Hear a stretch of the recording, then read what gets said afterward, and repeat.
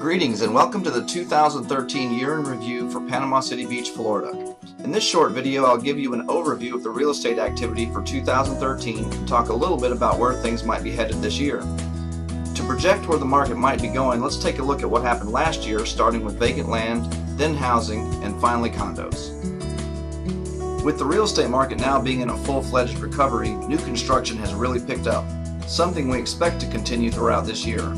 Since builders need lots to build on, you would expect to see a lot of activity on vacant land, which was indeed the case in 2013. Monthly sales were up 40% from January to December last year, while the amount of inventory was cut just about in half. Ladies and gentlemen, those are very, very dramatic numbers. With so many lots being purchased with only about half as many left to buy, you can expect to see prices continue to move up. Now let's take a quick look at the Panama City Beach housing market for 2013 by breaking it down into two categories, resale homes and new construction homes. It was a strong year for resales as we saw over 16% appreciation in 2013. That's right, over 16% appreciation for last year. The average price per square foot was up over 17% by September before seeing the market pull back just a bit at settling just over 9% in December.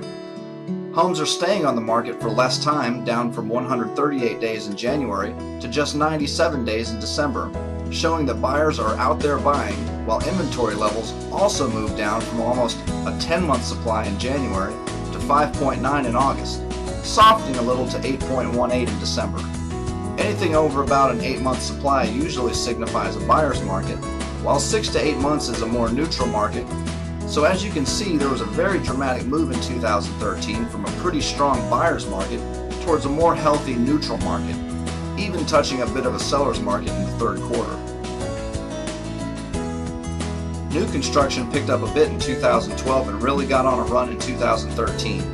The average price per square foot rose 9% from $126 a square foot, where resales finished the year, to around $138 a square foot in December.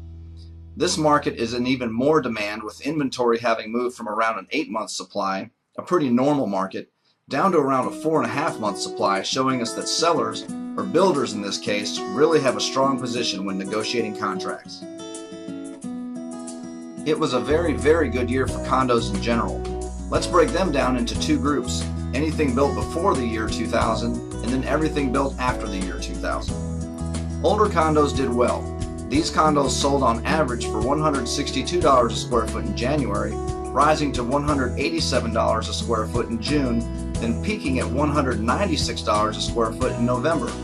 There are less and less of these units to buy, with inventory moving down from a 13-month supply in January to just under 10 in December. I've talked about it before and I'll say it again. As inventory levels move down, prices tend to move up.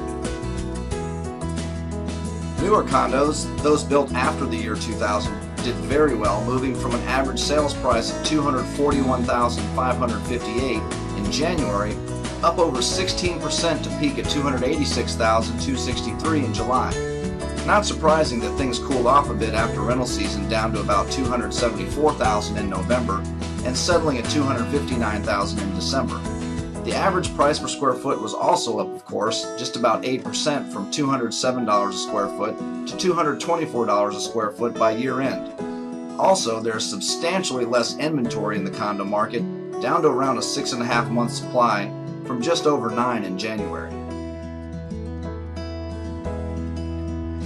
Most experts agree that 2014 looks like another good year for the market, although maybe not quite as strong as last year.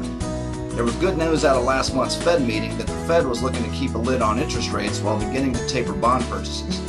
However, one of the reasons that I expect a little more tame year in the market this year is due to where interest rates could be headed.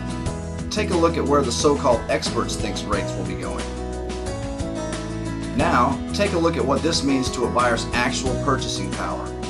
At current rates, buyers can buy a $200,000 home for just about what it might cost them to buy a $180,000 home if rates go where most people think they will go. The $400,000 buyer today would only be able to afford $360,000. And the $600,000 buyer would only be able to afford about $540,000. That's a 10% difference in affordability, ladies and gentlemen, and the most important reason for buyers not to wait to buy. Add to this that the Panama City Beach real estate market is a very seasonal market. With more sales in the spring and summer pushing prices higher, it is even that much more important to get into the market sooner rather than later. Combine the interest rate factor with our seasonality of sales, and if you are buying a house to live in, it is very likely that your monthly payment will be higher and the house will cost you more money if you wait to buy. If you're buying an investment property, it is very likely that your monthly payment will be higher and it will cost you more money if you wait to buy. If you're buying land, it is very likely that your monthly payment will be higher and will cost you more money if you wait to buy. I hope you found this brief look at the Panama City Beach real estate market informative and fun. Please share it with anyone that you think it might benefit, and also feel free to reach out to me with any questions on your specific real estate plan. This is my 11th consecutive year full-time in the real estate business, and I would be happy to help you if I can. Thanks for watching.